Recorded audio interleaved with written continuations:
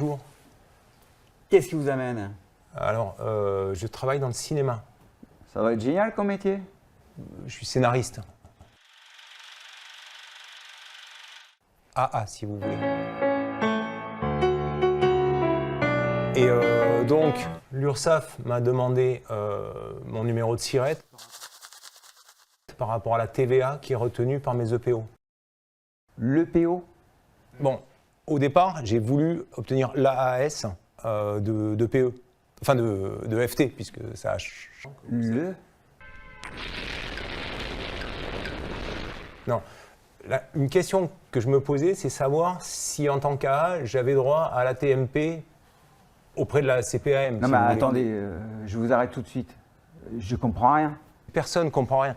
Et justement... Non. Moi en plus, monsieur, ici, on est dans une pharmacie. Ah, vous me donnez une boîte d'aspirine, s'il vous plaît?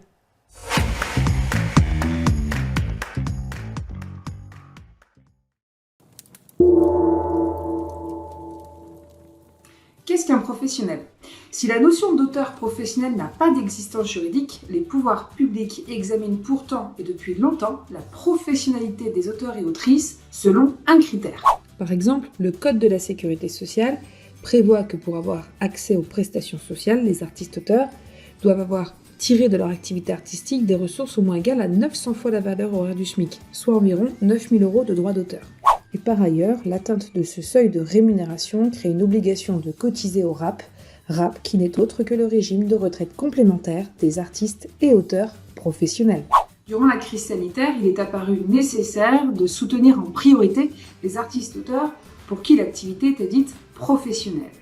Chaque opérateur privé a alors conditionné des aides d'urgence à des critères très variés qui n'étaient, pour la majorité d'entre eux, pas à l'abri de la critique. Pourtant, comme le défend la Ligue des auteurs professionnels, le seul critère du revenu n'est pas suffisant pour appréhender la professionnalité d'un créateur. De fait, l'activité de création est singulière et sa rémunération est décorrélée du temps de travail. D'une manière générale, la professionnalité n'est pas toujours subordonnée au seul critère de la rémunération. Et à ce titre, il faut aller voir dans d'autres branches du droit comment la notion de professionnel peut également être définie. Il existe par exemple, au sein du Code du travail, une définition de la notion de journaliste professionnel. Ainsi, selon l'article L7111-3 du Code du travail, le journaliste professionnel est celui qui a pour activité principale, régulière et rétribuée l'exercice de sa profession et qui en tire le principal de ses ressources. Dans ce cas, la professionnalité repose sur deux critères. Un critère de temporalité, l'activité est ici régulière et principale, et un critère de rémunération, puisque l'activité est rétribuée et que le professionnel en tire le principal de ses revenus.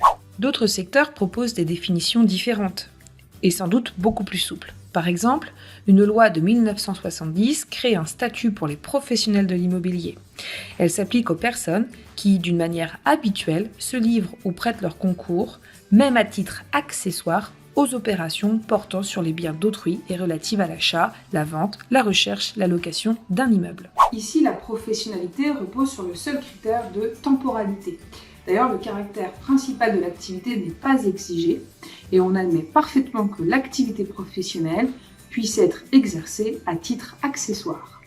Enfin, notons que l'accès à la profession est parfois subordonné à l'obtention d'une qualification spéciale ou d'un diplôme. Il y a de nombreux exemples, et on peut citer celui des architectes qui disposent d'un véritable statut professionnel depuis une loi de 1977, tout en étant par ailleurs auteurs au sens du Code de la propriété intellectuelle.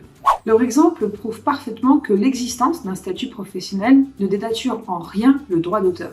Le statut est là simplement pour renforcer la protection des intérêts professionnels.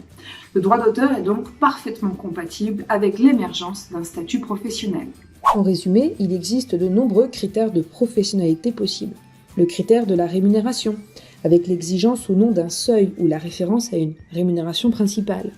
Le critère de la temporalité, avec la référence à l'activité principale ou régulière. La qualification professionnelle. Et on pourrait tout à fait en cibler d'autres, comme la reconnaissance par le public, ou les pairs, ou encore l'attribution de prix. En résumé, l'identification de la profession permettrait de mieux cerner les spécificités des métiers de la création et renforcerait la protection de ceux et celles qui s'y consacrent professionnellement. Mais l'identification permettrait également de repérer les facteurs d'inégalité au sein de cette profession afin d'en neutraliser les effets. Bref, pour le dire simplement, l'identification de la profession est un prélude indispensable à la construction d'un statut professionnel.